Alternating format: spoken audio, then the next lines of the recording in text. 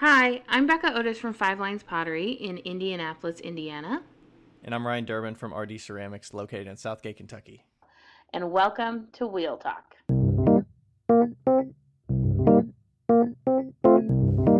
Hey guys, we've loved answering all of your questions so far. If you'd like to hear your question on the podcast, please send them to us on Instagram at Wheel Talk Podcast or by email to wheeltalkpodcast@gmail.com. Thanks.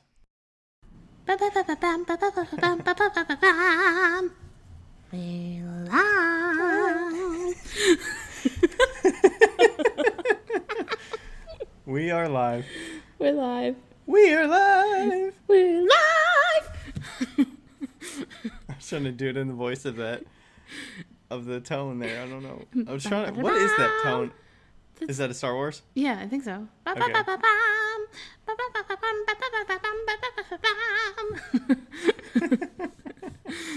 Yes. But I think it is Star Wars. Yes. Oh wait, maybe. But then I was also thinking of Robin Hood when they're in the forest in the That does sound kind of Robin Hood-y. Yeah. Yeah. So I don't know. I'm not really a Star Wars fan. I don't know that I've seen It's 10 more than p.m., like so two we of don't know them. for sure what it is, but it's in my brain. So that's that. Have you seen Star Wars? You know what? It's been a long time. I used to watch Star Wars all the time. I have not seen. I've seen Any one. of the newer ones. I've seen 4, 5, 6, and 1, 2, 3, in that order. Because 1, I'm 2, not a 3 are the fucking ones that psycho. were in like the early 2000s. Yes, I have not seen anything post that. Gotcha. So I haven't seen, like, I don't know if they have, like, 8, 7, 2, 4, 25, 6. I don't follow know. any of that. I've seen episode 4, which is the very first one, right? And then Yeah. I've seen like the one with Darth Maul or whatever. And Are you telling me you That's it. haven't seen 4, 5, and 6? no, I've seen the very first one, whatever the very first one that was released, like in the year that the very first one was released. That's the one I've seen, and I've seen the one with Darth Maul because I watched it in school. Okay, that's it. so we're watching Star Wars when we go on our road trip. I don't like Star Wars. We're watching Star Wars when we go on our road trip. How are you gonna do that? You're gonna be driving the whole time. At night. I'm going to make you watch it at night. That sounds terrible. You might like them. You didn't even get to the good parts with Yoda. Maybe We'll just watch 4, maybe 5, I've seen 6. pieces. That's the I've only seen ones ones that with the little hairy guy. Is that not the first one? Yoda? What are He's- the little guys that are like little bears, but they're hairy? That's episode 5. Okay, I've seen parts of that. The but I don't- Ewoks? Yes. Okay. Please don't give us hate mail for this. I don't care. Okay, Hey, I don't like Star Wars. Like, big give whoop. Ryan. You can't say you don't like it if you haven't seen them all. There's No, it's just I've seen 2 of them. You don't have to watch. I've never watched any Lord of the Rings either. Gonna give me shit for that? Oh, sweet mother of Jesus. I've never watched any Game of Thrones either. Gonna give me shit for that? No, I haven't watched Game of Thrones either, but I feel like Lord of the Rings is kind of important, but that could just be the nerd in me. I never watched it because it was way too long. I'm one of those, I'll flip the movie over and I'll look at how long it is, 2.5 hours. It's like, do I really have that much interest in it? No. If it was an hour and 45, I might consider it, but 2.5, like, fuck that. You know, when I think I told you this, like, you listen to podcasts on like 2.5 times or whatever, and I wish that I could watch TV shows on that because and movies almost. You can on Netflix. What? They have a setting, at least on the laptop. If you watch it on a laptop, you can change the setting. They have a new setting now. You can watch it on 1.5 times or 2 No, times. you can't. Yes, you can. That's fucking dope.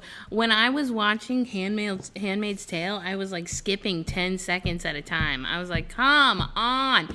Because she's like, the point of it is that she's like totally traumatized. So it takes her like 25 seconds to answer anybody. And I'm like, could you please just answer the fucking question? And, and I was like skipping. I'm like, come on. Yeah, I can see that. I've never watched any of that either, but Handmaid's Tale was traumatic. in a good way, I suppose. I don't know. It threw me off for honestly like 3 months during COVID. So I wouldn't recommend it to anybody that's like mentally unstable. It's a lot. It's a good show. Like, it's a good quality show. It's just a lot. Okay, anyway, how are you, Ryan? I'm doing great. I'm doing fucking great. Fucking great. All right, so we're gonna talk about my show this past weekend, but today basically got in the studio, got some glazing done. I've been doing some good throwing sessions the last 2 days. A bunch of oil bottles and a bunch of mugs, so I'm trying to restock some pieces that I sold at the show this weekend. Yeah, because he doesn't have anything left. I didn't look at... I was actually looking at the quantities of things I sold. I sold like... I feel like I sold 2/3 of like every form that I make. Like, it was nuts. It was insane.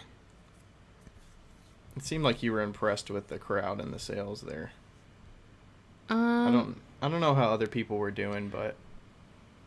Are you throwing that cat tree away?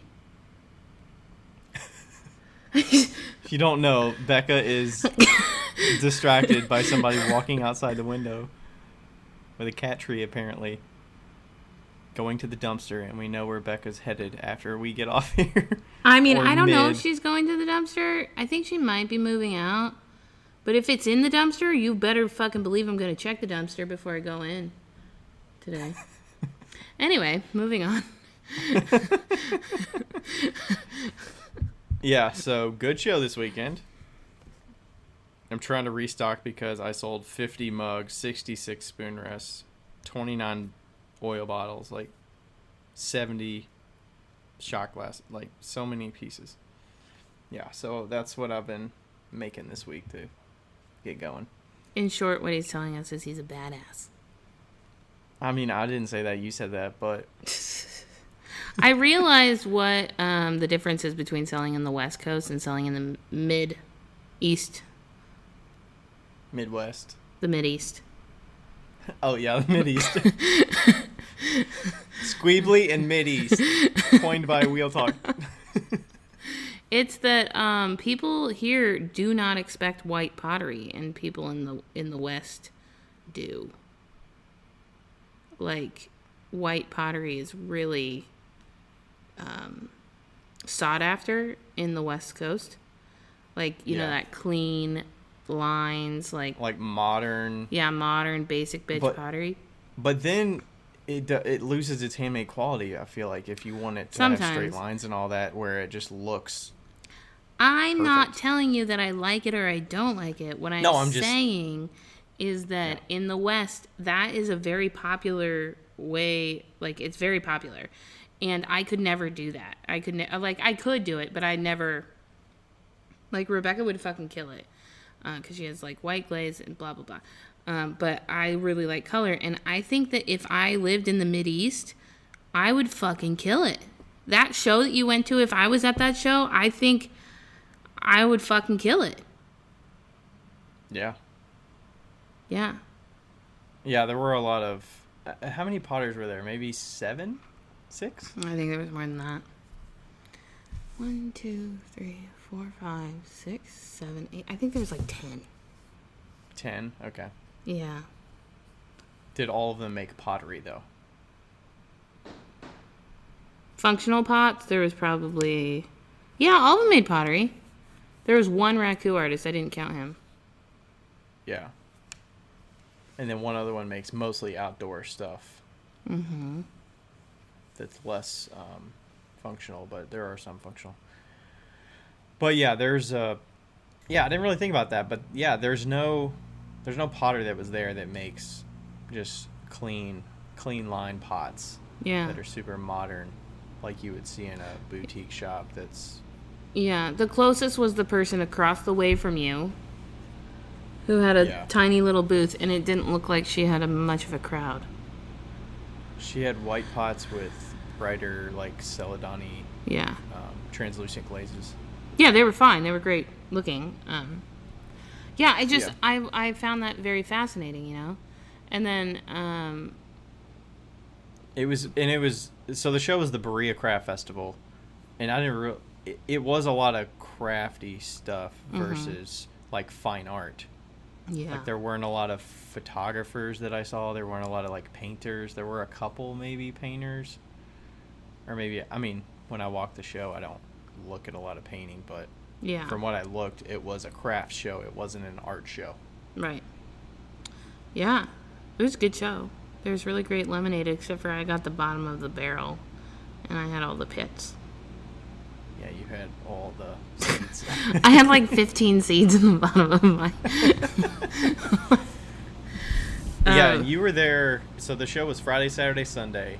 You were there most of Friday, and then half of Saturday. Yeah. And the busiest days were Friday and Saturday, and then Sunday was about half the crowd of both days. Yeah. So it was, but like, I beat my best sale after Saturday. Tell us how much you made. Wait, before you tell us, I'm going to say, my day was good. I threw 200 pots today, and I'm tired. Okay, continue. After fees and taxes taken away, I sold a little over $6,000 worth. Hooray! Spirit fingers! Woo! Woo! Okay. Oh, that was great. Yeah, so my best show prior was about 4,000, and that was the Clay Alliance Spring Pottery Fair that I sold at back in May. Yeah, and that was like a pottery show. Yeah, so a pottery show, came one there day for show. pottery. And this was not a pottery show. This was but there were a lot of people there for pottery. I know that for sure. Yeah. It was a very pottery heavy show because Berea, of which I was corrected multiple times, it's not Berea, it's Berea. The Mid-East in their naming of names. Berea has a work share program that they have in their college, and you can like take pottery classes. You have to be under a certain you have to be from the Smoky Mountains. Oh no, the Appalachian. Is it Appalachian? Appalachian Mountain? Appalachian Mountains, Appalachian. I think it's Appalachian, but...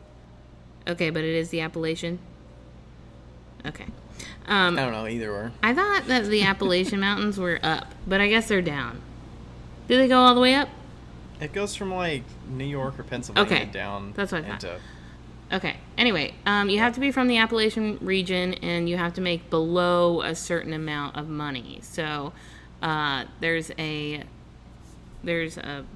income cap, essentially. So they're super exclusive to underprivileged people. And I learned this because I got lost a little bit and found this other pottery place. I didn't hear any of that, so. Yeah, well, because I was gonna park, but it was fucking busy, man, when I came on Friday, and then the guy was like, the parking lot's all full, and I was like, okay, and then I was gonna pull into the other parking lot, and then I didn't, and then there was a cop behind me, and then he made me nervous, because he's a fucking cop, and I don't like cops. I mean, I do, but I don't. But I really He saw don't. your Washington plates, and he's like, "What are you doing here?" What are you doing here? And I didn't know where to pull off, like, legally and turn around. So I just kind of kept going. And then I saw this, like, pottery farm. And I was like, I'll go to there. And so I just, like, drove up to this pottery farm. And there was this nice lady named Sarah. And her son was actually at the Berea Craft Show, and then her husband was there, and they make functional pottery, and it's very Bruning-esque. You know, they make these beautiful bells, like really large bells, and luminaries and stuff like that. And she was so friendly, and we talked for a while. And he was a nice guy. He came out of the booth a couple times and was chatting and he was demonstrating throughout the show and stuff. Yeah, and they kind of explained to me the whole situation about the college and how it worked and stuff like that. They had both gone to that college, so that was kind of cool. Yeah, Berea's not a big city. It's a pretty small town. Small town. Yeah. But yeah, you did real good. I did. You did. We need to get your wife set up with a better paper setup, though. Yeah, I need to. I did order some more bags yesterday to restock, and I need to order that paper ripper. I wish you would have told me that you were ordering bags. I might have had you order me some. I mean, I have a bunch of Cubs that I ordered, so if you want to buy a case off me, okay, we can make that happen. Cool. I got some rose ones, too, if you want some rose ones. No, fuck the rose.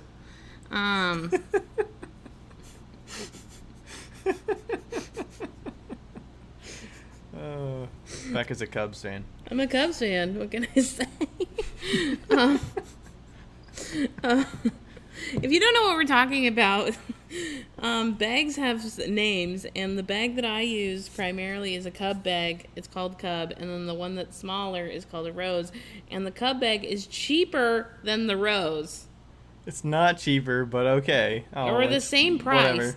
And I don't understand. It might actually be cheaper because they have so many of them that they're trying to move them. Yeah, and I don't understand why you would even buy the Rose if the Cub is the same price. Because you fit more in a bag that holds all your bags because they're smaller.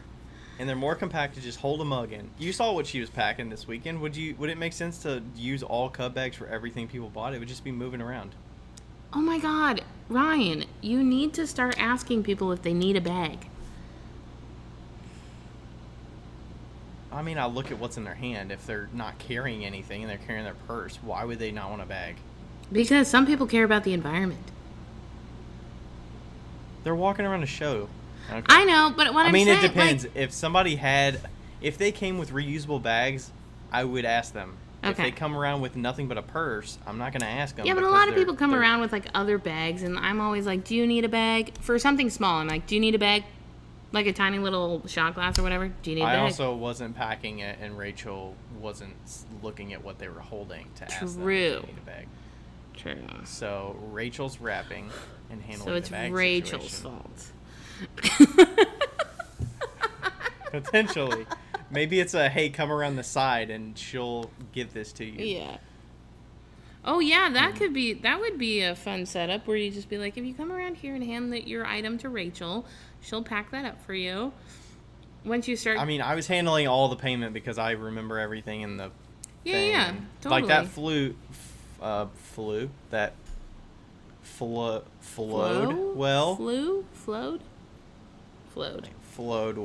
process flowed well with the I had the square and all that stuff, so flow. I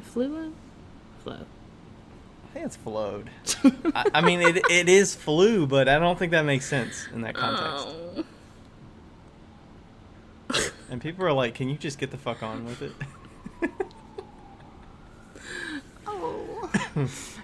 Yeah. Did you have any impressions about you said the show and the pottery and stuff in Byers. Did you have any impressions about the crowd that was there, or the interactions that are different than how you would interact with them, or anything else like that? I felt like it was pretty... Or the organizers or something like that? It was pretty standard. Oh my God, they were so fucking nice, though. Like, everybody that worked there was just so friendly. You know, because I, like, walked up and I was like, hey, I'm with Ryan Durbin, booth 10, and she was like, oh my God, just go right in, blah, blah, blah. And she was so friendly. Everybody there was just super, super friendly, which I was like, whoa. But, yeah, I felt like the booths were pretty standard. Maybe, you know, it is a little bit, it's different. It's a little bit different of what you would see in the West as opposed to the Mideast. So, the show as a whole, or just the individual, like, booths themselves and what not people the show are as a selling? whole, but like what people are selling. Okay. I mean, obviously you have your standard like soap lady or man soap person, and honey and stuff like that. Yeah, and like pottery, and then like you know, we saw those like finger pianos and like that stuff's kind of normal. But like there was like what was it, like skinned animals and stuff. Hides. You would never. They had like a clip that goes on the back of your belt loop, and it's got like a foxtail on it. Those are kind of weird. But I feel like that would funny. bring out PETA in the Washington. And I didn't even see that booth when I walked around on. It was Sunday. up towards the very top, and like there was some other cool ones. The jewelry was on point. Like there was one person that I made a connection with. I will find her because her jewelry was the shit.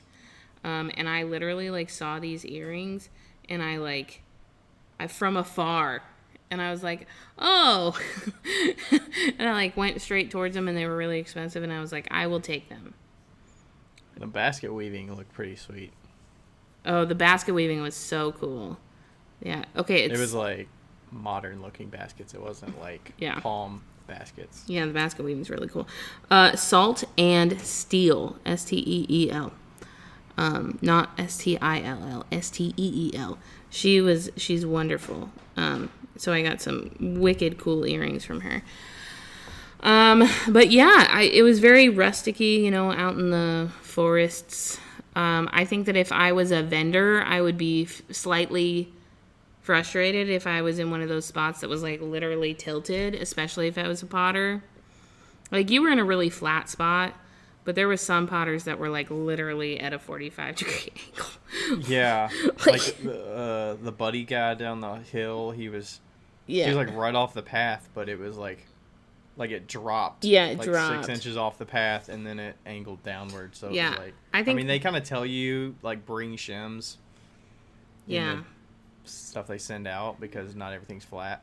Yeah, I think I would be a little bit frustrated had I been in one of those spots, especially with like, I mean, my setup would be okay-ish, but it would be tough with like shelves and stuff as a potter,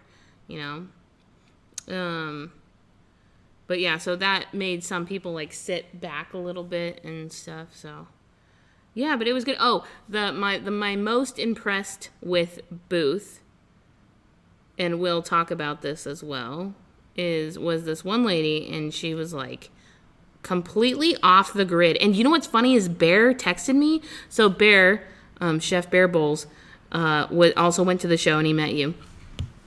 And he texted me and he was like, did you see that one potter up at the hill, the lady with those cups? And I was like, fuck yeah, I did. And we had like a 10-minute conversation about how cool she was.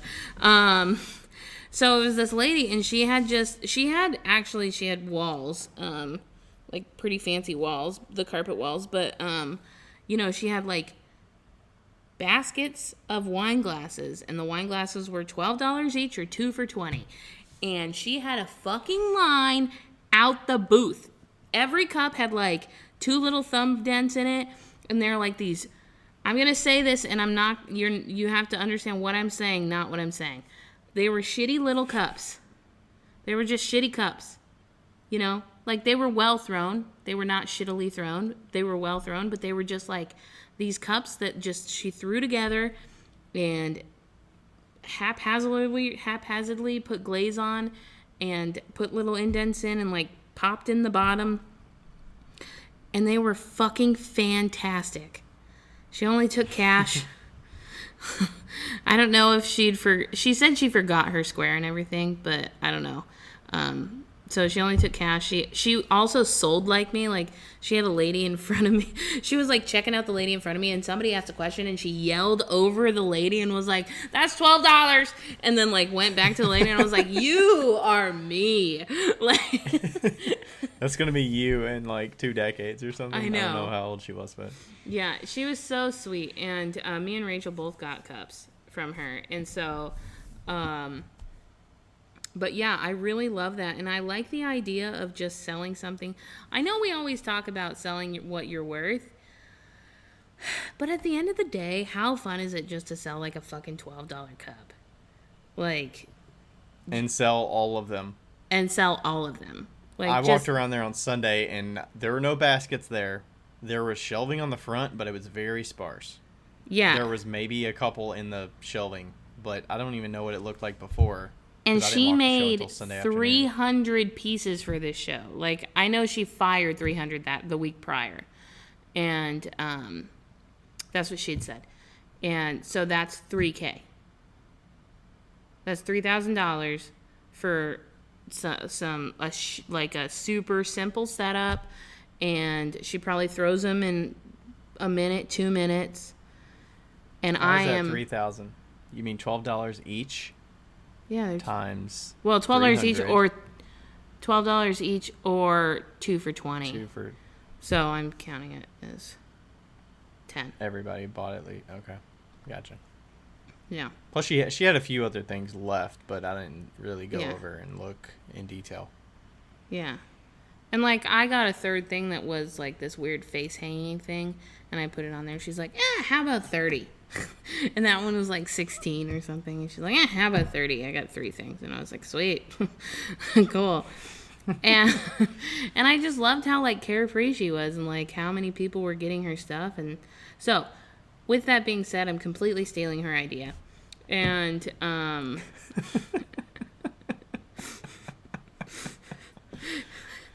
hey, good artist steal, great artist. I don't even. Good artist copy, great artist steal. There you go. But I will make sure that if I ever go to a show down in Kentucky, I'm not at the same show as her. But yeah, so I've decided that I'm gonna start doing a few shows, not a ton, but a few shows, and call it just cups, because I can't call them shitty cups. I've been told.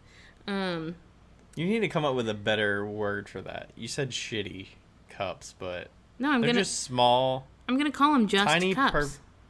Yeah, they're just cups. Well, you called hers shitty. I'm saying a better way to explain hers.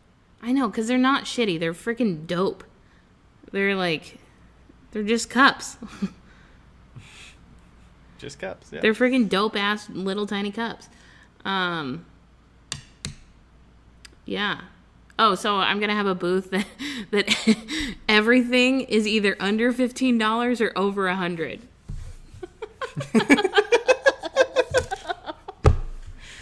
What if you had it like a spine or something? So like this side is all under 15, and then this side is like 100 plus, and you got a sign on like, and then you just see like which side people go to. Yeah. Or like you have to come around the back for the cheap stuff or something. Yeah, I want to make a sign that says, just so you know, everything in this booth is either under $15 or over $100. That's good branding right there. Be prepared. So you threw a bunch of stuff. You threw a bunch of small cups, wine glasses, and then you threw some pinch pots too. Yeah, the other day I threw a bunch of, I was trying to throw them like haphazardly because she had such a great aesthetic, and I'm not trying to copy her aesthetic at all, but I love the idea of just like throwing something without care. Turns out I can't do that. So, so I've given in, but they all pretty much look like my wine glasses, and, but they're maybe it's just a little like wabi sabi. Maybe that's a better way to explain her stuff. That's a good idea, wabi sabi. Yeah, wabi sabi cups. So, yeah, so I tried to make them like kind of funky and organic, but I can't. So, because you make them for Rebecca. I mean, oh yeah, very similar. Right? I made 100 of them today, and then I went and made 41 more. Just in but what I am doing is I'm not weighing out the clay, so it's all different weights. So that helps a little bit with like size. And they all have a little thumb indent, and I'm just popping in the bottom so that I can smooth it out after it's dry. Nice. Yeah, and then the pinch pots are smooth, and I'm going to sand them down on the outside so they're shiny, and they're going to be different colors on the inside. With different color... Stroking coats. Stroking coats? Okay. Yeah. So, yeah, those will be fun. I'm excited about those. And those will be $15. Like, those are going to be $15, and then the cups are going to be $15 or 3 for $30. 3 for $30? Yeah. $15 Shit. or 3 for $30. And then, why don't you do 2 for $25? Why are you trying to get rid of 3? Why not? You just want to give them a free one? Buy 2, get 1 free? Not? $1's $1, my friend. I mean, you're just giving that third one away, but Am I, though? Are you? Am I? I don't know. It depends on how you brand it. Buy 2, get 1 free, or 3 for 30. Yeah. Depends on how $10 each. Yeah, whatever. Because if my target cost is $10 each, but I'd sell them for $15 each or 3 for 30, I'm not losing $15. I'm gaining $5 if I only sell one. Okay, that is one way to look at it. But I was thinking the 3 for 30 means that for the price of 2, they're getting 3, so you're basically giving them 1 for free. Or that's how I saw it, but yeah, exactly. That means I'll sell more. Or you'll give away more. Or I'll sell more. I mean, maybe I'll make it 3 for 33. No, I want to make it an even number so that people could just pay in cash.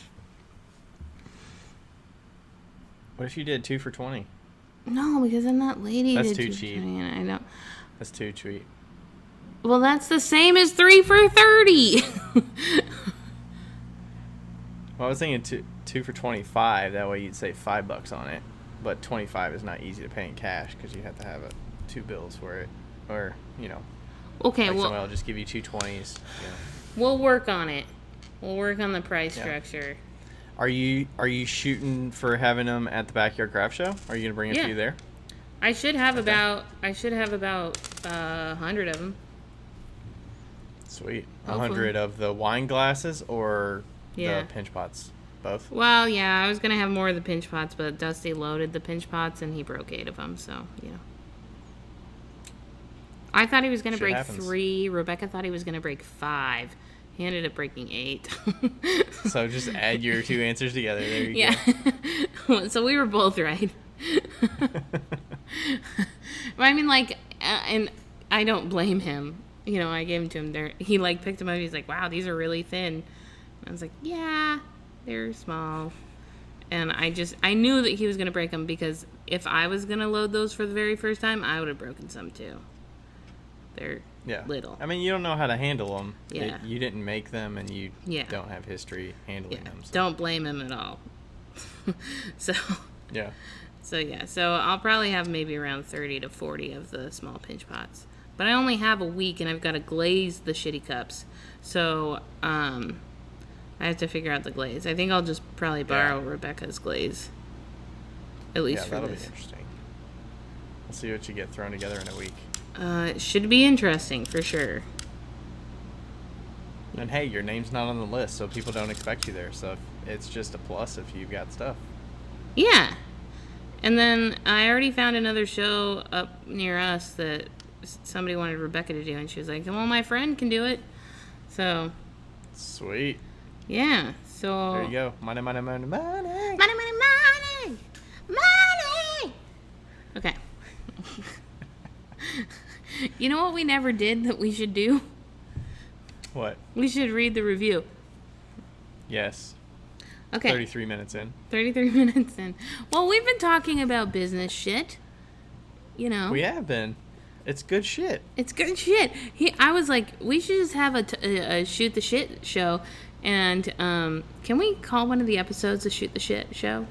Shoot the shit.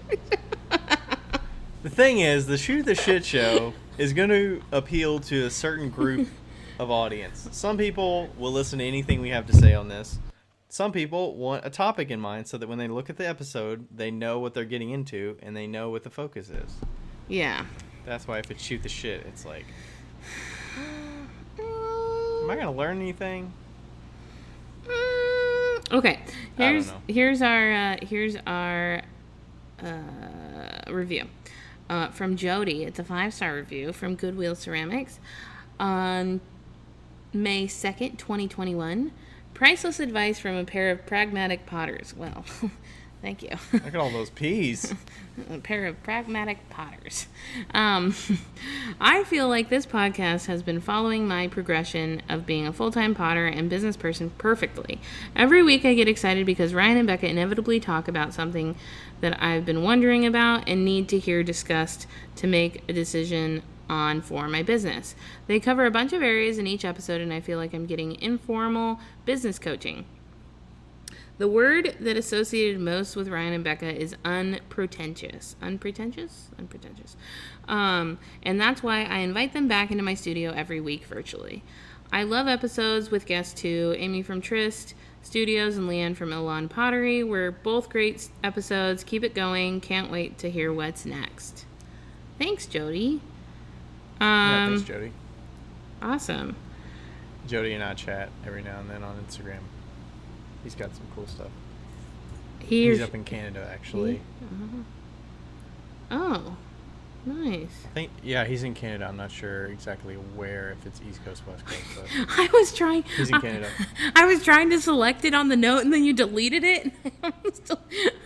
I almost deleted the next one. Gone. Oh, no.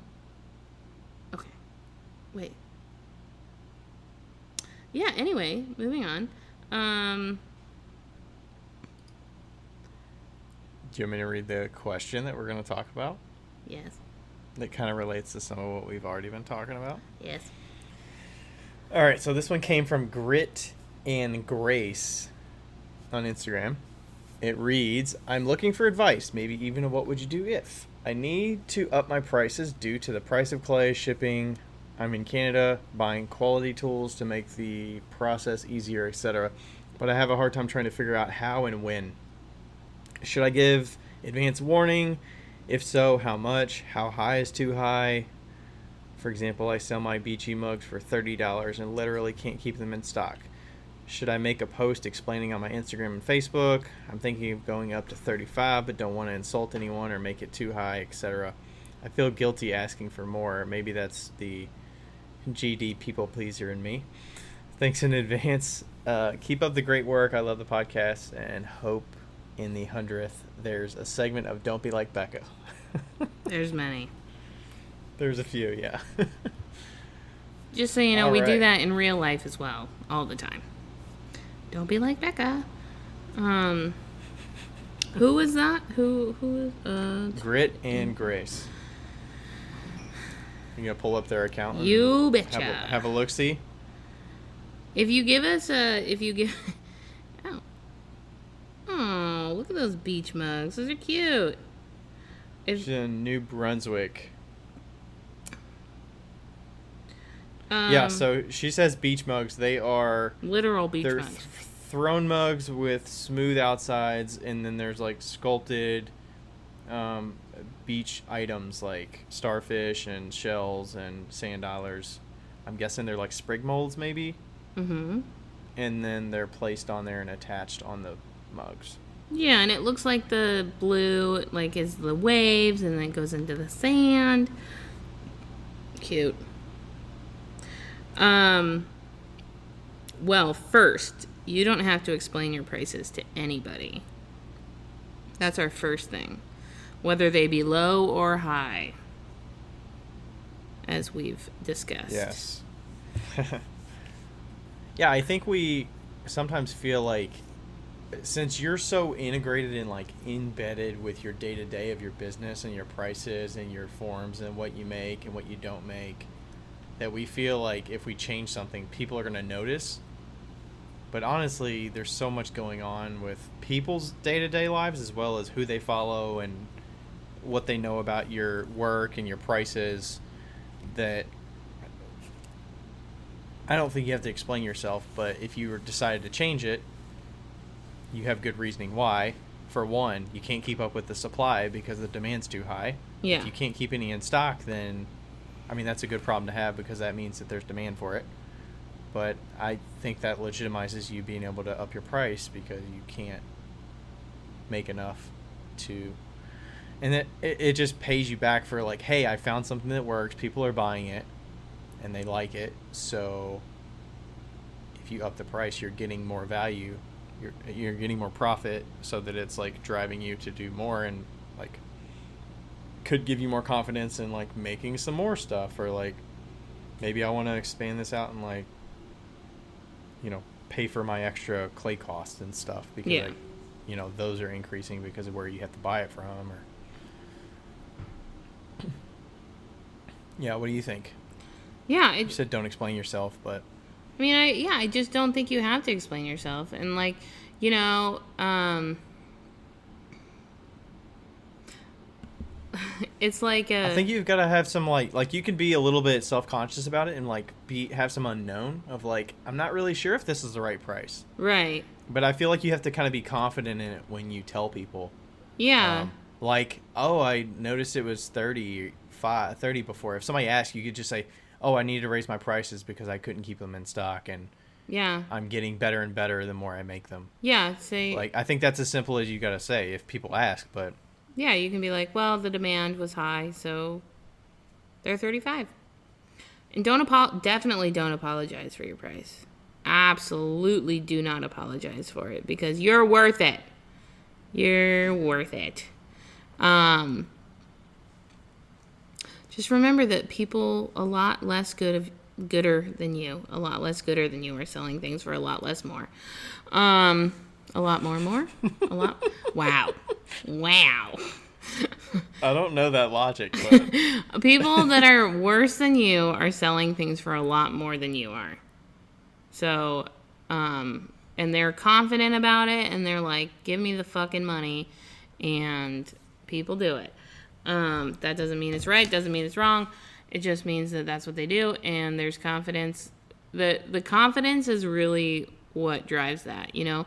I was talking to a friend, and he was asking about wholesale, and we were talking about whether it should be like 50%, like how should he be like, oh, well, this is my retail price, and they're 50% of my retail price, or whatever. And the customer was like, no, I'm not doing that. And then I was like, no. Don't tell them your retail price. Just say, this is the price. Oh, I think it was 30. This is my wholesale price. Yeah, this is my wholesale price. Like, that's it. And when he did that, like, previously they were like, oh, that's too high. I don't want to do that. And previously, they were like, smash. And then when he was like, no, this is the price, like, the price is $20. They were like, okay, that's cool. Like, they didn't even think twice about it. So you just need they don't need to know the total price of what they're going to be selling it at necessarily. I mean, if they ask you, you can tell them, but yeah, you know, they care about how much they have to spend and how many they're going to get out of it to meet that minimum that they're going to buy. Yeah. And the whole point to that is that, you know, when you are telling somebody when he is telling them the retail price and then the other price, he's trying to like quantify that. He has to essentially be like, well, it's this price because of this, you know. But when he's like, no, it's this price. You don't have to say why it's that price. You just say that's the price. And he was confident, and they took it, you know. And so I think that when you have a lot of confidence in your price, and you know, like you said, your clay price is high because you have to ship it to Canada, and when you have certain things in demand, you just say, oh, price is $35. I mean, I upped my prices about $5 on certain things, and nobody even blinked an eye.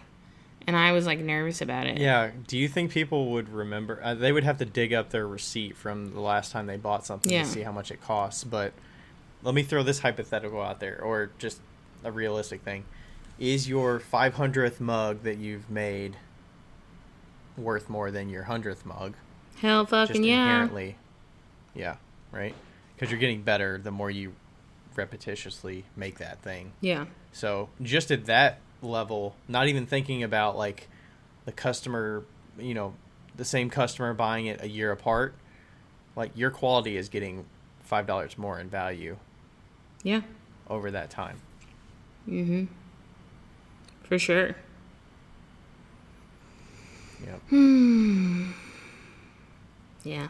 How did you come up with your price for your newer stuff? I mean, you've only sold a handful of them, but... I asked Rebecca. Did you ask her as in, like, what would you think this would be priced at? Or no, from a customer perspective? I said, Rebecca, what should I sell this for? She said, $85. I was like, okay.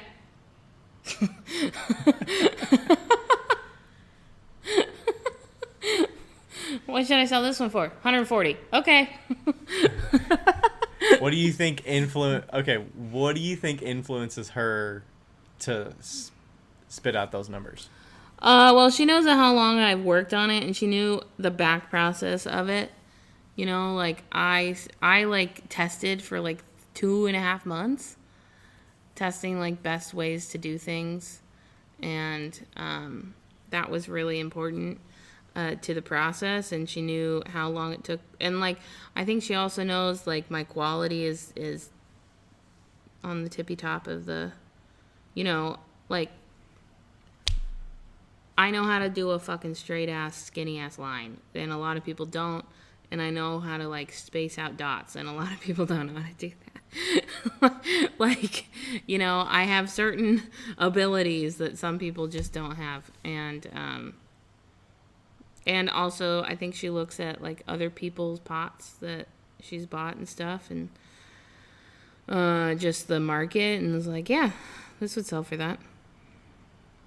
So. And she knew you were going to be selling them online primarily, and that influences some of it too.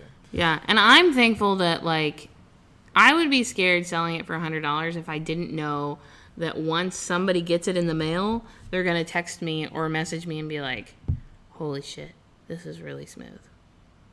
Because that's exactly what, like, every single person that got a cup, when I sold those 4, every single one of them messaged me and was like, oh my fucking God, this is so fucking smooth. So I know that the quality is better in their hands as opposed to on the screen. You know? Yeah. I would be concerned if it wasn't. Like, you know, sometimes you're like, people take pictures of things and they're like really fucking cool pictures, and then you get it and you're like, oh, okay. I think some of that's the you know, the filter culture we're in with social media, but yeah, that like artificial aesthetic you're trying to put out there, and it's like, did I really get that value out of it? Right. What about you with your carvy mugs?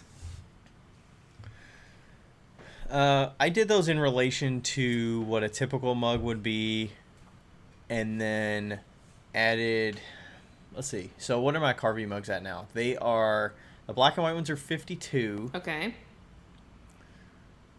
My regular mug without any of that stuff would probably be 32 at this point. Okay. So I pretty much added, let's say, $10 for the underglazing process to add the underglaze on it, and then $10 for the carving process. Okay. What about the colors? Are they different? The colored ones are 60. Okay. Because the cost of underglaze is more, even though Speedball gives me the underglaze, but I have less quantity of that because the black is actually slip. So I just add mission stain to my white clay, so it's easier to make slip in bulk. Right. Black slip versus the underglaze. Yeah, like you're accounting. Yeah, you're accounting for the cost of the underglaze, even though you're not paying it, because eventually you probably will have to pay for it.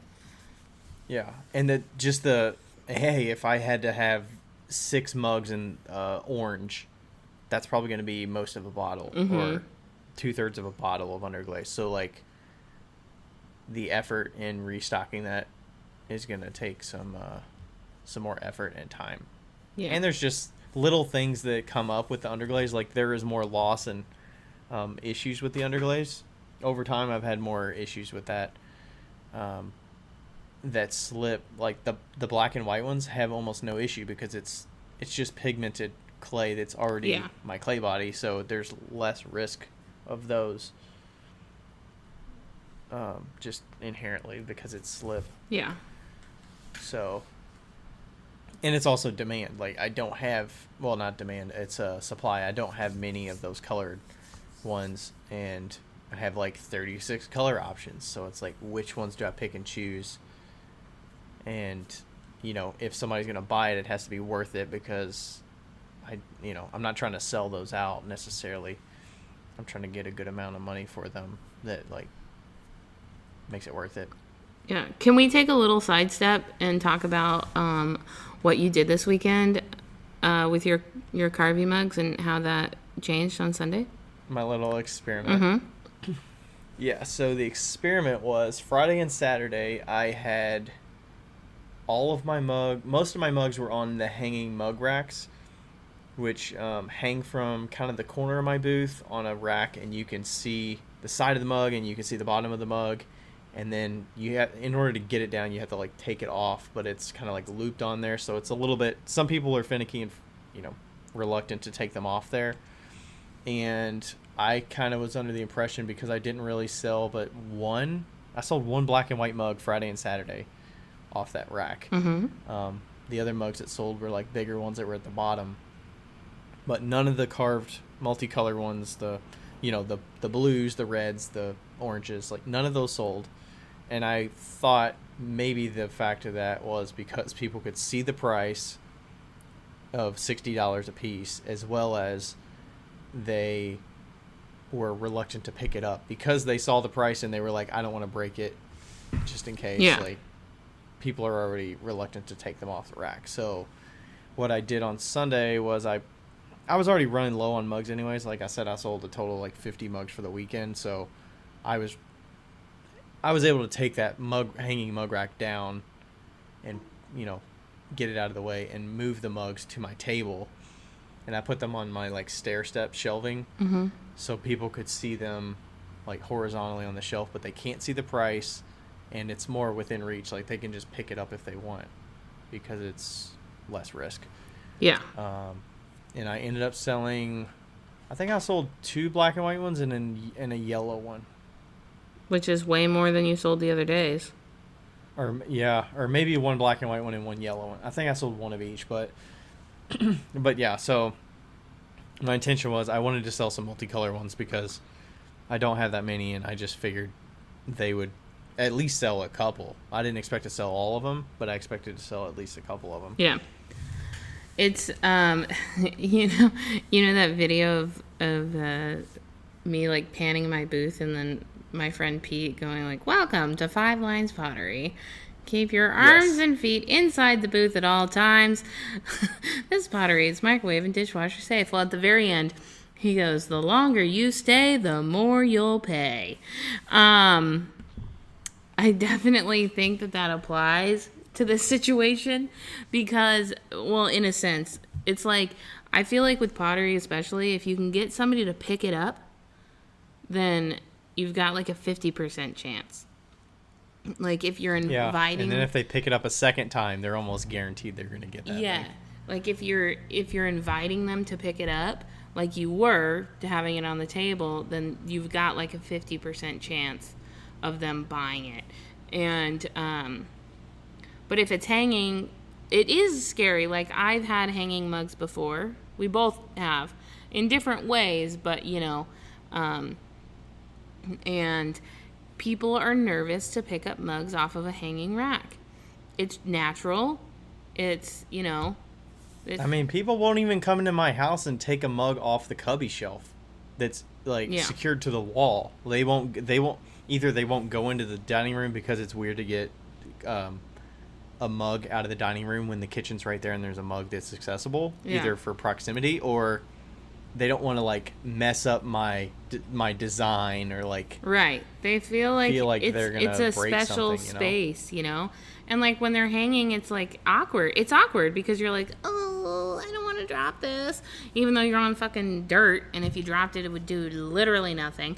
But but yeah, like, it is like an awkward moment. So you are taking a risk, but you don't have a lot of space. So those hanging mugs are kind of necessary because you don't have the space.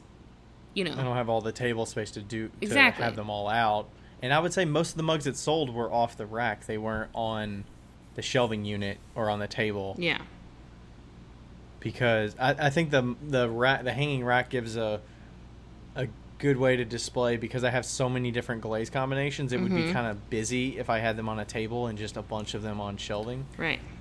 Because there's just so many colors going on. At least on this, there's 4 sides to it, so you can look at them in the round and figure out which colors you want to narrow down to, and then go in and pick them up, and I'll let them know, like, hey, you can get that off the rack if you need to. And it takes a lot of... Some people would bump it, but, like, hey, they're they're willing to get them off and pick them. Yeah, if you weren't like actively selling, it would be a lot harder because you're there and if they see the rack, you can be like, feel free to pick it up. Like, you're not going to break them. It's fine. You know, so. Yeah. And sometimes people will bump it and I'll be like, hey, it can move a little bit. It's not a big deal. Yeah. And then if people are like worried, I'll be like, honestly, you would be more upset about breaking the mug than I would. So, like, don't worry about it. Oh my gosh. The swinging tables in my booth, the ones that were hanging from the frame, it was so funny. Like, everybody would come up and be like, oh my God, what happens if you bump it? I would be so scared. And I'd be like, oh, you mean like this? And like hit it. And it would just like, like swing. And I'll be like, science, man. Like, like, it's more stable there than if it was sitting on top of a table and you bumped it. Yeah, because, exactly. Gravity's a bitch. Yeah, like, gravity's a bitch in science, man. Like, it absorbs the shock. So, yeah, but people don't really understand science. So, that's where we are. Quote, people don't really understand science, so.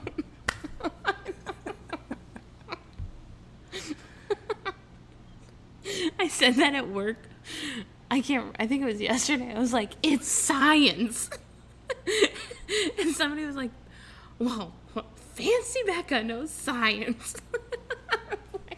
It's like, I think Breaking Bad where Jesse's like science bitches or something like that. Yeah. You mentioned the thing about having on the table. People were picking up a lot of the oil bottles that were on the table. I sold a lot of those, so they were able to like pick and choose and get a feel for what worked. Yeah. And then the spoon rests, like people could pick through the bins and whatnot. It's just making it accessible so they can rifle through the different options they can, filter it down to.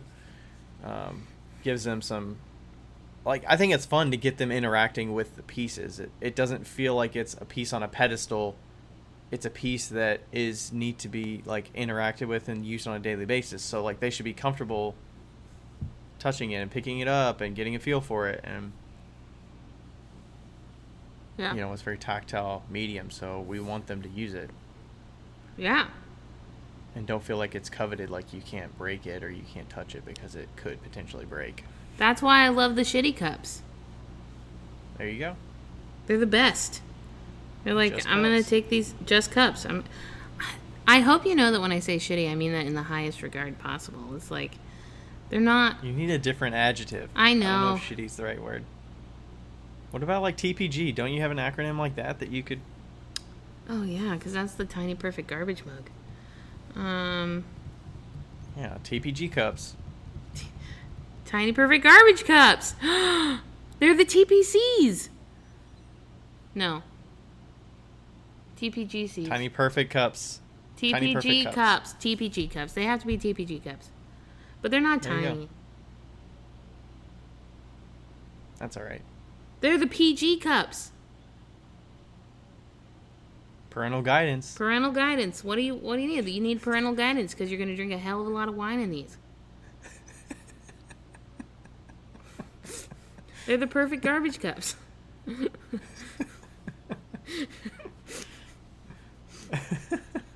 I'm trying to make the TPG mugs a thing, but nobody's really biting. I'm like, you don't understand how wonderful the TPG mug is. And for those of you who don't know what the TPG mug, I will tell you. Victoria from Tried and True sent me a mug many moons ago, and it was a second sale that she had. And I was like, I love this cup. And she goes, it's garbage. And that's what she messaged me. And then when I got it in the mail, she sent me a little lovely note. And on the front of on the top of the letter, it was like in a nice envelope. On the top of the letter, it said garbage. That's all it said. And then I opened it and it was like, here's your garbage mug.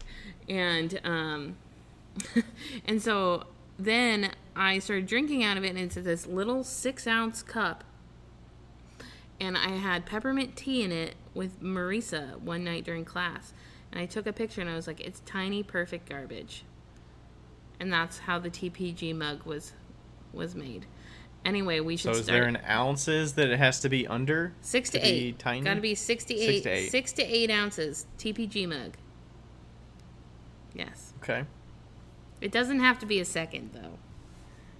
It's still a TPG mug, even if it's a first. That's funny, because I think 6 to 8, 68 translated is like getting rid of or something like that. To 68. Oh, yeah, something? 68. Oh, my God. How lovely. No, it's the 86. To 86 somebody. 86, okay. There you go.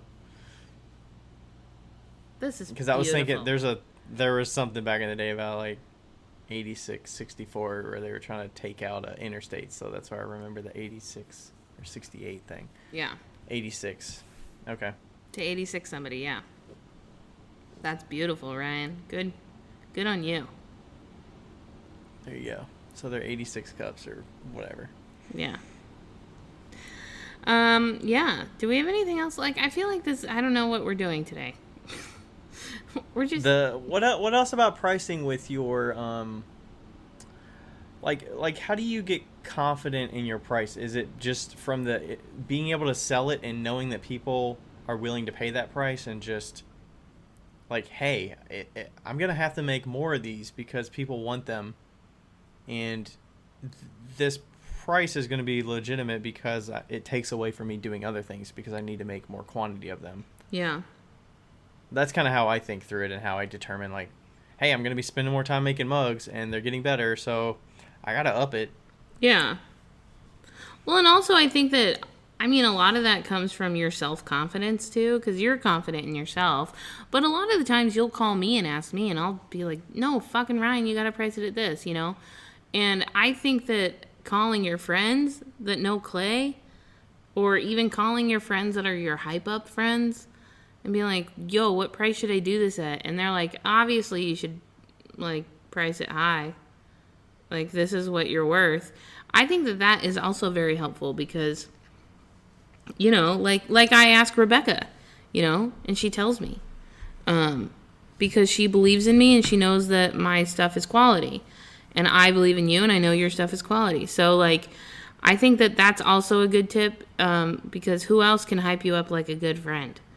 And then they make you feel confident in yourself and confident in the price that you've chosen, you know? And it could just be a second person to just confirm what Validate. You already thought. Yeah. Like, hey, I'm thinking 35. What do you think about 35 for this mug? And then they'll be like, what about 40? Or like 38 or something, you know? Oh, yeah, you should do 38. Have we talked about the 8 thing? I'm sure we have, but it's been a while. The 8-5 thing? We have in the past. We should talk about it again. Because I had some mugs that I was pricing in the textured carved ones, which actually got a little resurgence this weekend. I sold some ones with the faceting and the different unique faceting. I sold some of those and it kind of invigorated me to want to make some more because I kind of put those to the wayside. Like, I haven't made anything with the slip on the mugs or the like kind of organic faceting. Yeah. But now I'm like, hey, maybe I want to do some more of that. Yeah. But I was pricing those at 35 and you were like, why don't you do like 38? And? Well, actually, they're 40 now, so it's a round number. But yeah, what was your explanation around the 5 and 8 thing? I remember it was my first show ever, and it was on my birthday. Somebody told me that there is you can look this up. I think I've looked it up, but it's been a while. Our brains can't comprehend the difference between an 8 and a 5. So, I mean, they can, but if somebody says the price is 38, you're automatically going to associate that with the 5 instead of the 0 above it. So if you say the price is 38, you're going to be like, oh, it's like 35. It's closer to 35 than it's closer to 40. And so, because our brains psychologically, for some reason, like we associate 9 with 0, but we associate 8 with 5. So 38 is a good price, 18 is a good price, 28 is a good price, 48, 58, all good prices. So nice. And it's only $3. I wonder if there's anything to do with like even numbers, odd numbers. Yeah, I don't know. with your brain, because I tend to go even numbers unless it's a 5, like a 35. I'll go 35, but I wonder if even numbers, odd numbers makes a difference. It seems super weird to put odd numbers out there unless it's like a 15. Like, that seems reasonable to me. But like 17, what the fuck are you doing? Yeah, what the fuck are you doing?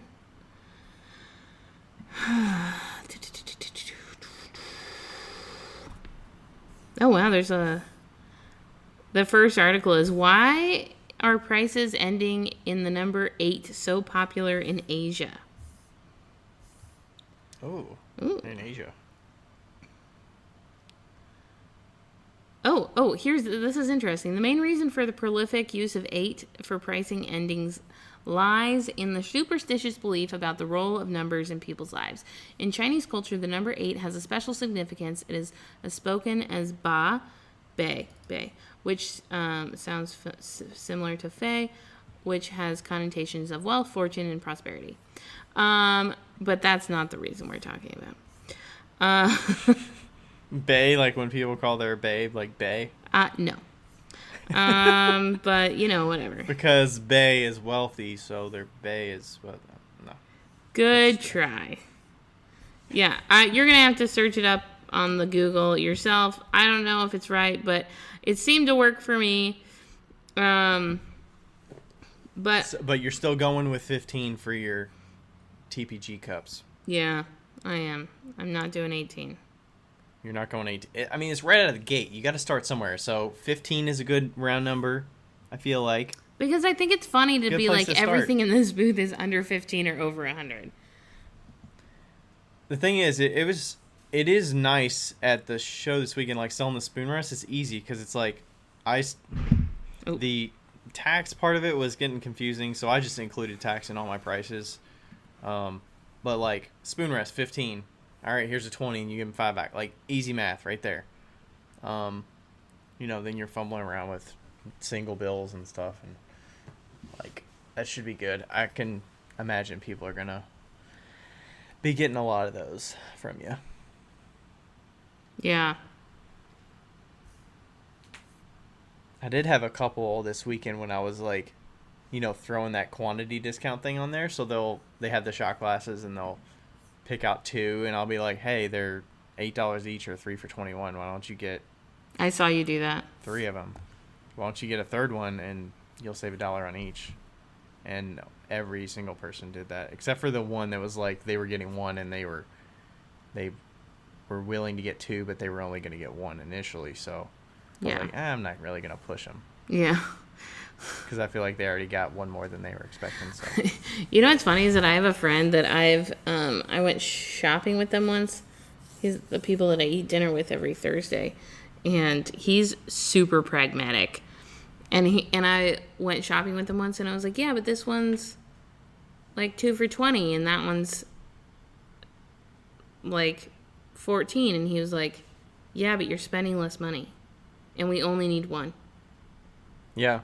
And I was like, oh yeah, that's true. That's like if Rachel buys something that's on sale, and I'm like, well, you could have paid $0 just because you bought something that was on sale. You still spent money on it, so. Yeah, I know. Like, but it's and then she'll try to say like, but I got it a long time ago. I'm like, but like that doesn't matter. The money was still spent, whether it was yesterday or it was like 3 months ago. That definitely has changed my perspective on things, though. Now that I look at things, I'm like, oh, but that's $14 instead of 2 for $20. I definitely usually go for the 14 now. Yeah. Yeah. You should have seen me at IKEA yesterday. We went with IKEA, and I was like, showed my true colors of cheapness at IKEA, and I was like, that's $7. I don't feel like that's worth $7. And then I mean, the thing is, IKEA stuff is so cheap that it's like, am I gonna get $7 about? You're getting like basic stuff. Like, right. You can get a pan for the stove for $7 or something. Yeah. Yeah, totally. It's like that thing's gonna be garbage. There was like a cat box thing that's like where the cat can go inside. And one was $5, and then there was like another one that was $20, and I was like, Lloyd's not worth $20. I'm sorry.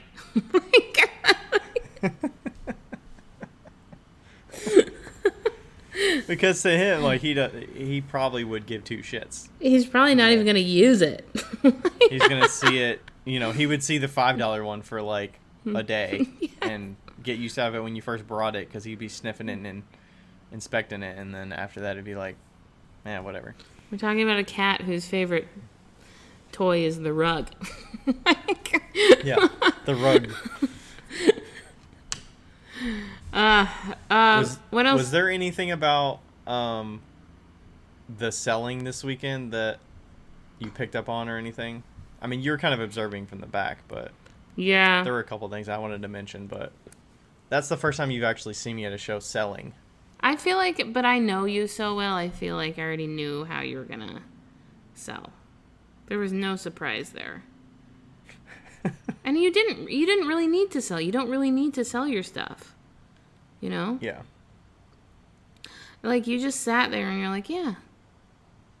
Yeah, the only subtleties... I was surprised at how little you said everything is dishwasher and microwave safe. I say that all the fucking time. No, I mean, they'll ask and I'll reply, but I'm not... I wasn't... The only, like...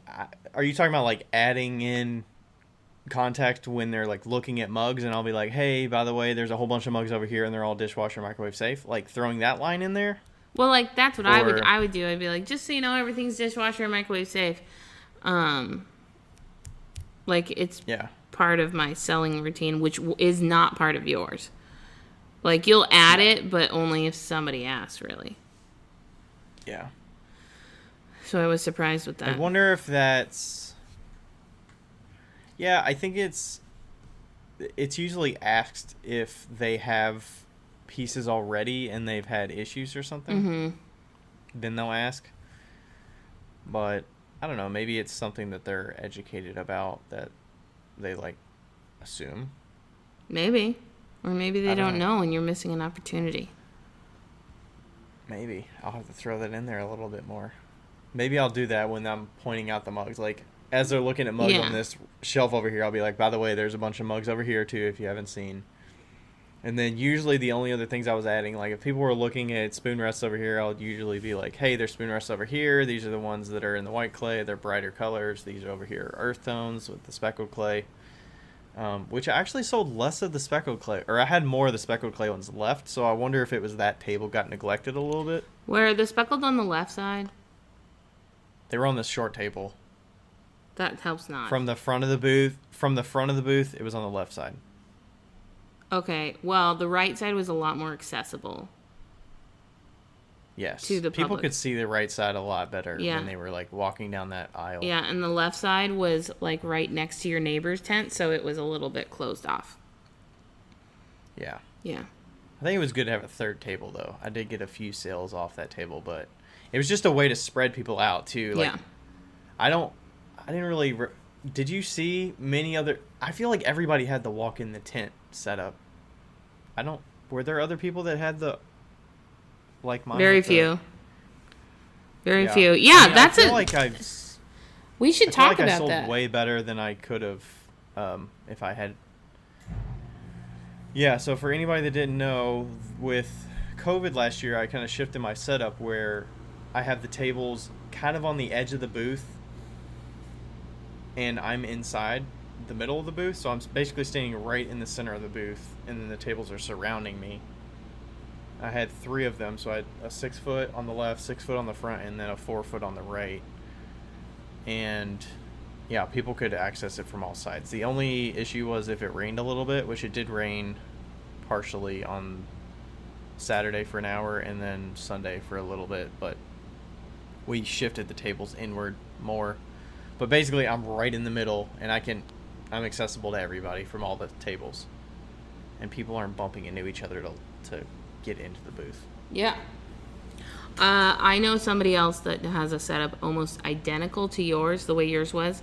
They sell gourds, and their setup is phenomenal. It's very simple. It's like black tablecloths, just all the gourds are up there. But you're right. People are available around the entire table. You're always there. You're always accessible. I really like that setup. I like how you did that. And I mean, when...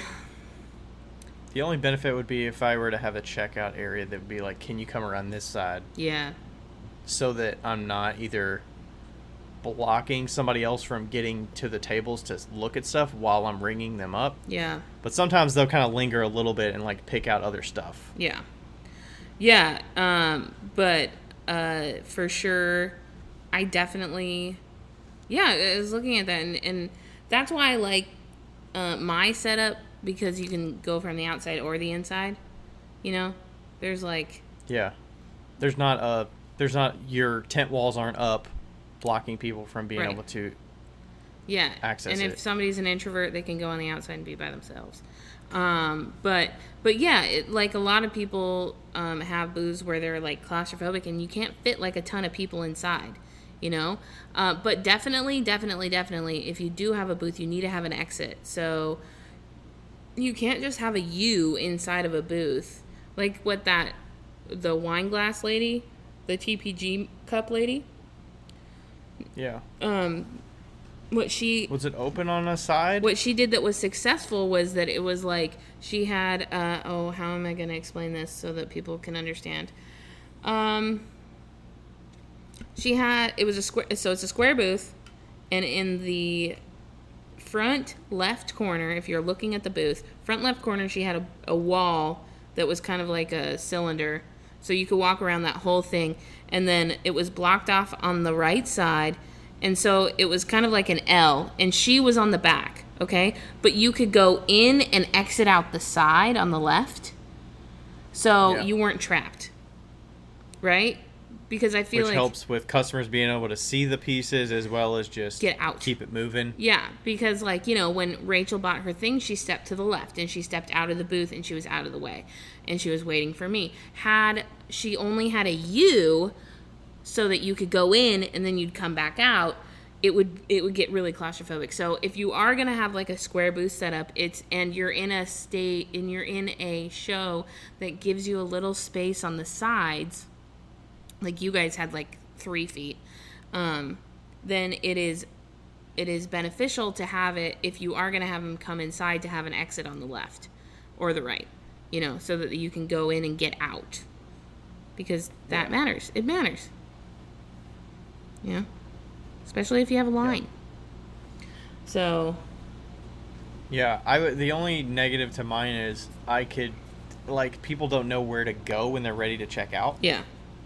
Like, they kind of got to wait for my eye contact in order to buy something. But I'm usually pretty good about, like, observing and trying to, like, still talk to somebody but not completely turn my back to everybody else, so that I'm still accessible and talking to somebody, but I'm not, you know, walled off and look like I'm ignoring other people or whatnot. Yeah, it was funny how many times we recommended other people, too. Yes. Yeah, people always ask for forms and stuff like that. Yeah, you were pretty good about remembering people's names and, like, go on Google and look up this specific thing. Yeah, like some lady was like, I'm looking for a buttercrock. And I was like, oh, my friend David has a buttercrock. And I was like, it's D pottery. Here, that you just search it on Etsy. This is what you're going to search, white buttercrock. And there you go. You know, we'd like write on the back of Ryan's card. But yep. We did that probably 6 times. Just when I was there. And it was helpful with you all actually going around the booths and looking at the other people, because I didn't do that until Sunday. So I didn't really have a lay of the land of what people were selling and who I could refer. Yeah, that's a good point. Elsewhere. Yeah, so that's a good point. If you're at a show, maybe walk around at the beginning and at least just observe what other potters have, so that you can recommend the other potters if you don't have the item, you know. Like somebody was looking for honey pots, and we could not find them. So. Yeah, I'll get very specific asks, and I'll be like, I don't make that, or I don't have any, or I don't know. Yeah. The only other, I guess there were some other subtleties that I wanted to mention that I do that I don't know if it's obvious or it was obvious to you, but I guess when people are figuring out what they're gonna get, if they're still like browsing, I'll try to say, like, do you want us to start wrapping that for you? And, like, let them keep going until they have some kind of action that shows to you that they're, like, ready to check out. Like, if they start getting their purse out and stuff, and then you, like, go into, okay, this is how much it was. Versus, like, trying to hurry up and get their card because they could still be looking. They could be on the fence about something. They could be with a friend, and the friend is looking, and they're looking, and their friend could be like, yeah, you should get that. And just, like, let them do it and let them kind of talk them into it versus me selling it to them. I was doing more of that this weekend of kind of hanging back a little bit, but I'm still within eyesight so I can, like, see what's going on and kind of observe it, but don't, like, feel like I'm pressuring them. I feel like that's more of my sales tactic, I guess. And then if they're looking at something and they look a little confused, like, I'll add a little extra, but not trying to be pressury. I don't know. Sally. Yeah, be silly. And then the only other thing was if somebody's looking, you know, I'll greet them or whatever. But if they're looking, I'll try to be like, I try not to let them kind of leave my peripheral vision because it could give them an out if they see me turn my back all the way. Mm-hmm. Like, how many times have you turn your back and then you turn back around, they're gone? Yeah. Like, if they're within my vision a little bit, then they can still, like, browse. I don't know, because I'm not, like, staring at them, but it's like if they're within your vision, then you can, like, answer a question or kind of, you know, be there if they have something that they need. Plus I feel like it just keeps them looking longer. I don't know. Yeah, maybe that's just a subconscious thing that I'm thinking of, but yeah. Oh, we met somebody that was a fan. That was fun. Yeah, I'm trying to remember, what was that, Saturday? Yeah, that was Saturday. Right? Yeah, and she's moving she's from Snohomish. And she's moving to Snohomish, back to Snohomish. So that was crazy. Yeah. I think she said did she live in Berea or Lexington? I can't remember. She lived in Kentucky there. Yeah. And then, yeah, she was moving back to Snohomish. Yeah, we had some good conversations. I had a good conversation with the guy on Sunday about he did a lot of, like, technical work, and we were talking about, like, his you know, enjoying the Asian culture and, like, trips to Japan and stuff, because he was, like, more graphically inclined and did, like, CAD drawings and stuff like that and sold at fairs. And I talked to him for like 10 minutes. Yeah, pretty good conversations, and people were, just overall, like, really nice and willing to get out there and buy stuff. And yeah, it wasn't a hard show to, like, do at all. Like, I didn't feel like I was drained a ton. You know, it's nice by the end of the day when you can just put the walls down and, like, you're done. Yeah. That was pretty nice. See, now you know why I like Leavenworth. Just zip those. Is Leavenworth a Friday, Saturday, Sunday? Mm-hmm. Yeah. Or in the hot months, it's Thursday, Friday, Saturday, Sunday. But I never did Thursday. Whoa. Okay. But, yeah. How did you get your stuff up that? Because it was all dirt. Did you guys walk it up? What do you mean, into the lot? Yeah. Like, into your space? No, we were able to drive our cars. Up to your space? Yeah. Oh, wow. It was not wet on the first day. Oh, so. Nice. Yeah, that's a benefit as well. Setup was super easy. I got there at like 5 o'clock on Thursday. Setup was from like noon to 7 p.m. I got there at 5. But yeah, like, there's a driveway that goes up through it to get back to, like, the trailhead that's back in the back somewhere. So we were able to pull up on the driveway and then, like, pull down the aisle. I mean, the aisles were, how far apart were our booths? Like 20 feet? 25 feet, maybe? Like, it was a wide aisle. It was a wide aisle, yeah, for sure. You know, I was thinking about... Yeah, so just pull right up, drop off. Yeah, I was thinking about the benefit or disadvantage of, like, a large booth versus a small booth. Because, like, the booth next to us was a 20 by 10, and then you were a 10 by 10, and most of the booths were 10 by 10, but there was some that were on the outer bank that got to spread out a little bit. And I was, like, looking at... I mean, the person next to you was a photographer. It's not really a photography show. And they were good, but, like... So it's a little bit different, but I was thinking about, like... if you had like a 10 by 20 booth as pottery versus a 10 by 10, and how like you were in the middle and you were like, you were accessible all the time. And if you'd had a 10 by 20 and you had like a setup, I don't know if you would have done as well. Plus you would have to have enough work to fill that booth. Not as hard as you'd think, but, yes. I had like 2 bins of work under the table by the end of it. Like, that's it. Yeah. Right. Yeah, but I was just thinking about, like, there's something about, like, a smaller... Yeah, there's something about, like, a smaller booth and, like, you being there in the middle, being super accessible, and, like, it just being super personal, as opposed to, like, you walking into a larger booth and being like, there's a bunch of stuff here, and then the artist is set back, the artist is set back, and... like the way we used to do it at Leavenworth, like the artist is set back. And like, yeah, when you're super busy, it's great to have such a large booth because people can like move around and, it's great. But, have you ever had a 20-foot wide booth instead of a 10-foot wide and 20-foot deep? Yes. How is that different than your 10-foot wide, 20-foot deep booth? I fucking love the 20-foot wide. I like that because the way my booth is set up, or it was, because I had the shelves, then you could access all the stuff from the front, and it was really nice. But really, in reality, my booth is actually a 10 by 10, but it's kind of like a 10 by 10 with more space in the back. Like most of the stuff is up in the front area. Yeah. Like traditionally. Because you're actually under the back, like 5 feet of the booth. Right. And then you have like an extra few feet. Right. But but definitely having it sideways is such a sweet deal.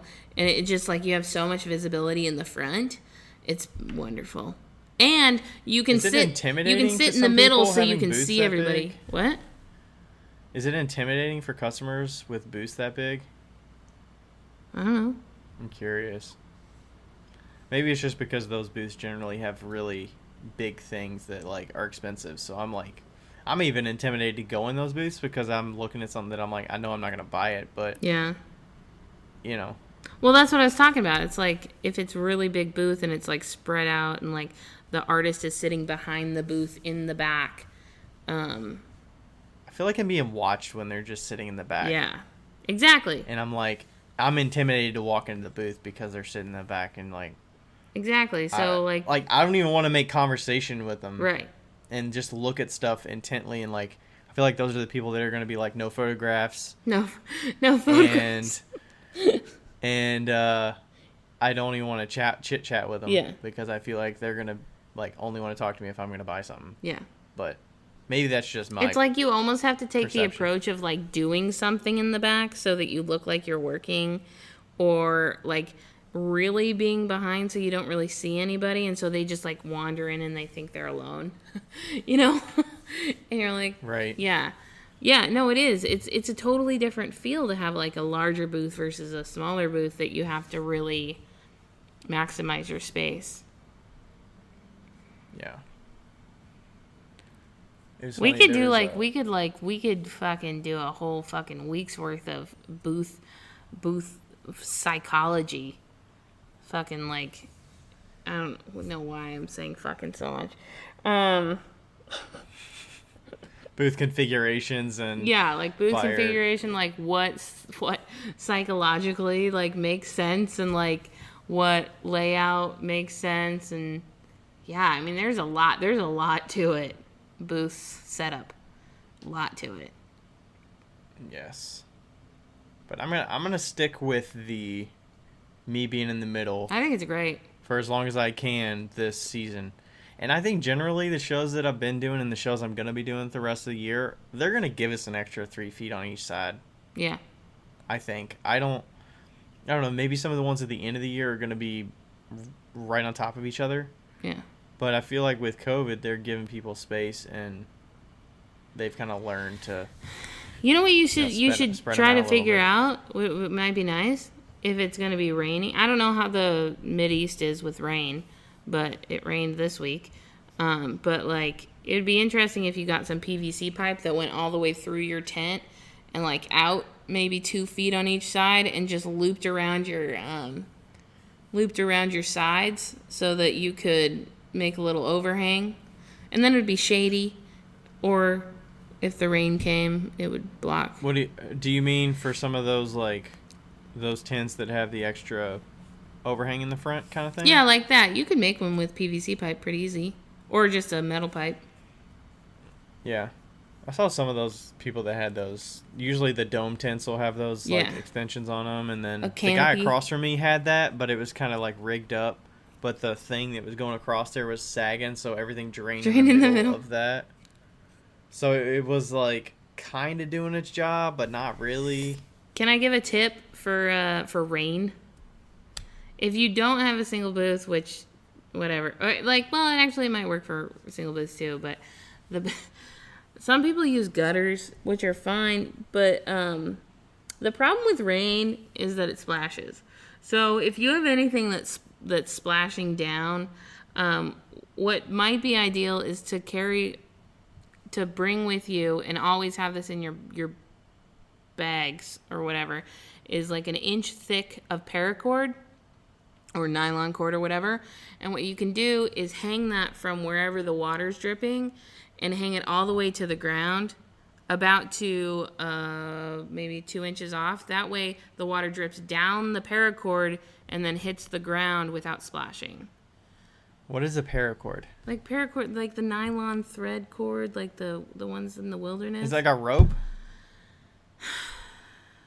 Ryan, we need to take you camping more. Like, yes, it's kind of like a rope. A rope would be fine too, but it's like you know those canvas belts that are like wide. It's like that. How do you channel the water to go to that spot? Are you channeling it, or you just happen to know that it drips from that one spot? Yeah, like if you have a point that's gonna drip, it's ideal to, like, it would maybe on the corner or what have you, like if you rolled up your sides and so it caught the water and moved it down, then you could make a little gutter. For it. It's kind of like it's kind of like those rain chain things. Yes, it's exactly what it is. It's a rain chain. Drain spout. Yeah. Okay. So anyway, that was a tip from Marshall, a 32-year veteran. No, I think he's actually been doing 18 years. My spot was a little tight in the middle when we had to move the tables in, and some parts were still getting a little bit of water on them when it rained. So if it would have rained a lot, it would have been tough, because people had their umbrellas and they were like walking into the booth and their umbrella was still halfway out. Yeah. But they're blocking people from seeing and stuff, and it's kind of weird. But most people were undercover, but I can see where the like awning thing would help. I'll just have to figure out like a secure way to do that. Yeah. And something easy, too, because, I mean, like, you don't need anything super fancy.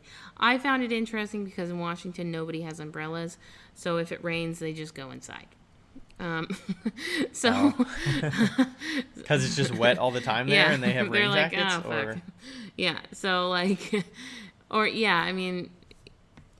Yeah. We just have, like, rain jackets. So I was like, oh, wow, there's a lot of umbrellas here. This is like a thing. This isn't even phasing you, you know? So. You know what I'm curious about? One of the other potters there had a 5x5 tent that was a Euramax tent. It's actually meant for, like, changing on the beach kind of thing. It's like a small tent. Yeah. My friend had one of those for a coffee tent.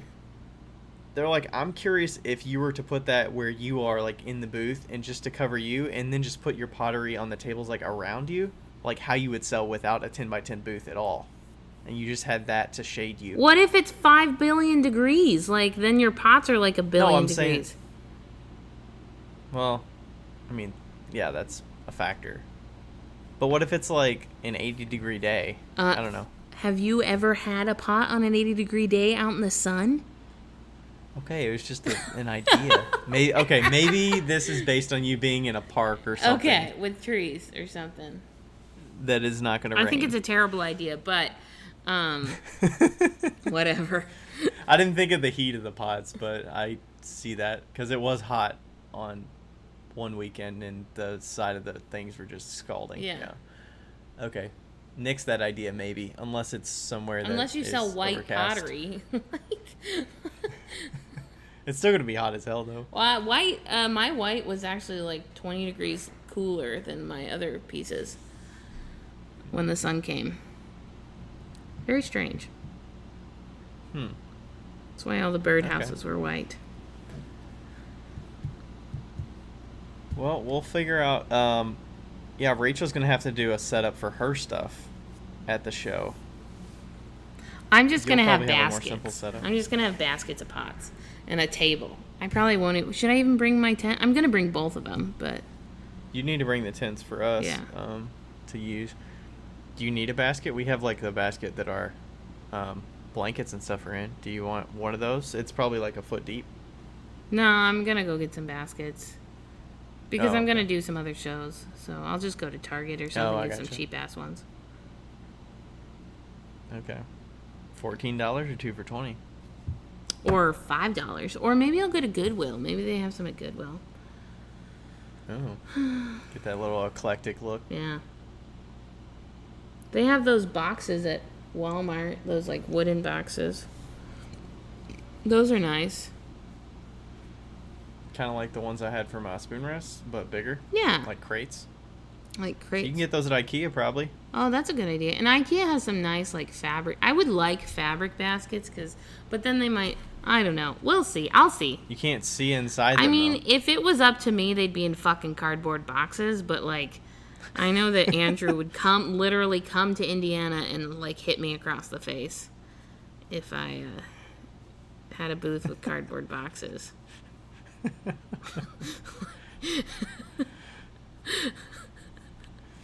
And then just right on the outside, Yes. like whatever. $15, $5. It looked like a yard sale. I need to make some mise en place too. Do you feel like you're? I feel like when you went to the new forms, were you like bookending the old forms and not doing them for the sake of like I'm done with that because you do it in the production pottery that you make every day, or is it like the pride part of like want to value my stuff at this level? I don't know. And now you're back to like making some. Do you feel at all tension there of like deciding that you do want to make some? I feel like it's different though. I feel like it's different because when I was doing it, like why I'm gonna do this is because I really like the idea of just being like, these aren't perfect. Like they could have nicks. The rims could be wobbly. They could have a weird ass bottom. Like they aren't perfect. And the pots that I was selling in Washington, I was aiming for them to be perfect. You know? Like the new pots are fun because that's the art that I've done forever. And that's like something that I really enjoy doing. But these are easy. These are like quick and dirty. Yeah. But your skill set in throwing is so high, and the number of pots you've made up to this point, that your like shitty pot is going to be to a quality that's like indiscernible for somebody that's a customer. Correct. But also like Yeah, like the my price is right. Yeah, like my too. shitty pot is somebody's great pot. And I say that with as much humbleness as possible. But like, let's be real, I've thrown tens of thousands of pots. And so I've put the time in to be able to say that with confidence. Like my shitty pot is a good pot. You're making it with the price in mind that you want to be able to sell some. You're making it with the intention of selling it for $15. Yeah, I mean, it's just a fun fucking pot. And like, you know, when I went to my studio today, I got there at 7 and I left at 9. So 2 hours. and I made 41 pots plus some pinch pots and, like, you know, cut some clay and, like, unloaded a kiln a little bit, you know, and it was like 2 hours out of my time, like, no big deal, you know, and they're done. Like, all I have to do is wipe the bottoms off. That's it. They're done. So a pot's taking me maybe a minute and a half. So, like, and I talked to Andrew Linderman on the phone. And, you know, it's like, so they're, like, done. And it's easy and it's simple and I don't have to worry about it. And I don't have to be like, oh my God, is this pot so like, it's got a nick in it, I can't sell it. I'm not going to do that. I'm going to throw it in the bag. And I'm not going to worry about what the glazes look like. They might look like crap. Like, Rebecca was literally like, I have some shitty glaze that, like, we threw out. You want that? I'm like, great. Like, you know, they're going to be nothing. Like, they're going to be functional, but they're not. Yeah, it's just fun. It's just fun. You're not going to stress. Yeah, it's not like I have to hit something, like hit a number, hit whatever. It's just for fun. And I'll take the really expensive pieces. I don't plan on selling them there, but I'll take them. Or I'll put them online, and if they sell, then they sell, and if they don't, then I'll take them. You know, so I think it's good to have entry point pieces that are, one, accessible for a market that may not have bought something anyways, or it's just like, hey, I can afford to buy an extra wine cup. Like, it's not a big deal. Yeah. And I'll love that. I'll easily get, you know, my money's worth. Yeah, and I mean, like, I don't want to do a ton of shows, but it would be fun to just, like, earn a little extra cash. You know, like, the reason this happened is because I realized that, like, much too late, that, so me and Ryan and... Third host. Making an appearance. Sarah Childs. Me and Ryan and Rachel are going on a road trip at the beginning of August, and I don't get paid when I don't work. So, and I went to Washington and I wasn't being paid during that time. Thank you, Charles. I think the host wants their time. Yeah, seriously. So I don't get paid when I don't work. So I need about $700 extra, $800 extra. So I was like, oh shit. And Ryan was like, well, we have the backyard show. You could do that. And I was like, oh yeah. And I'm trying to get some of the cups done so that I can put those online before that. Plus you kind of thrive in a time crunch, right? Oh, absolutely. Like you kind of need that. I mean, you tell me on different occasions, you'll be like, give me a date. I need a date. Yeah. And then we'll shoot for that. Rebecca's... And then yeah. Anything you get there is like icing on the cake. It's nice because you weren't planning to do it, but now that you can, it's an opportunity. Whatever you sell, cool. I'm sure you're not going to stress about packing them. And yeah. Like, you've already got the square stuff ready. I mean, yeah. It's easy peasy. And if I don't sell them, I'll just give them as gifts. Like, who cares? Like, you know? Yeah. Who cares? What was I going to say? Oh, yeah, Rebecca always comes up to me and is like, hey, I need samples of this. And I was like, when do you need them by? She's like, I don't know. I'm like, you need to tell me what date you need them by. Like, I think I'm actually supposed to do something. Oh, yes, I'm supposed to do something before tomorrow. But if it's not on my list, I won't remember. So I should probably put it on my list. But, yeah, I am one of those people that if you give me a week or a month, it doesn't matter. I'm going to do it in the same amount of time. I'm going to do it in the last week. Yep. Doesn't matter. Prioritize it, and things that are more important are going to get attention, and things that don't have a deadline are not going to get the attention. Right. Yeah, that's very true. I've got that in mind with my, like, commissions that I'll be doing. I tell them when I'm doing it, like, okay, I'm at a 4 to 6 weeks, so I'll put, like, the date, the 4-week date and the 6-week date, and be like, all right, I need to get it done by between here, and, you know, if it's during the bulk of the summer, I'll be like, okay, 5 to 7 weeks, and that kind of thing.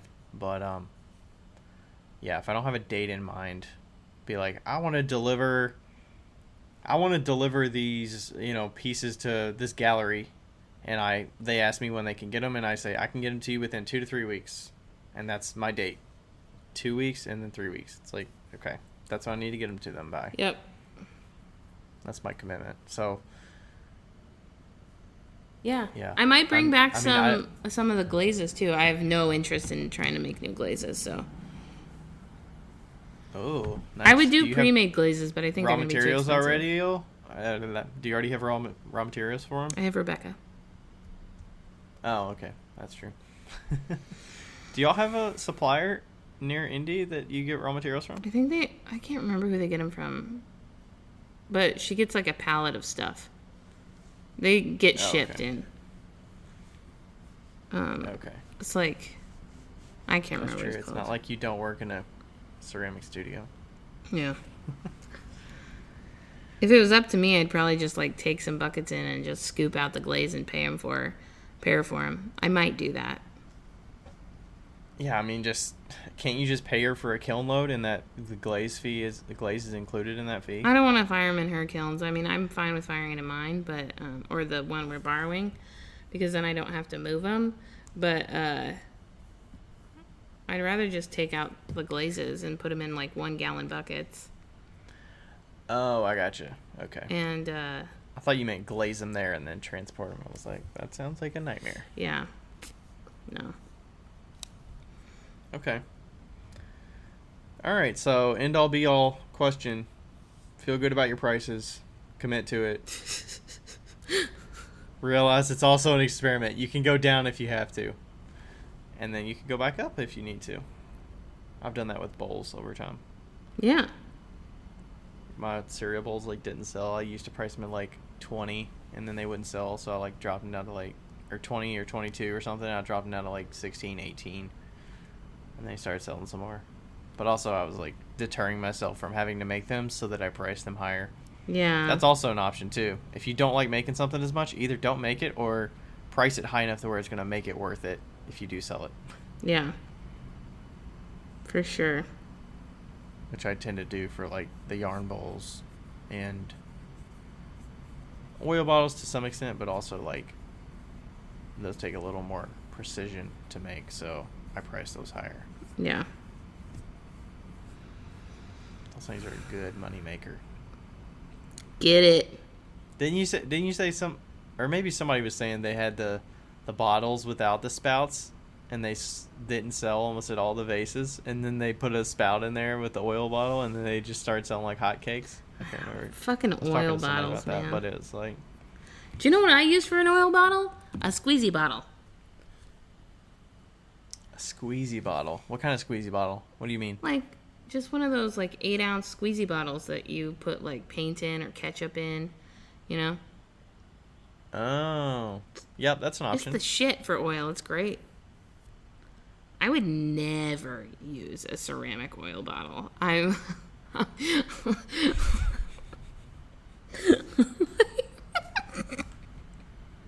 Well, you're simple. You don't need the you're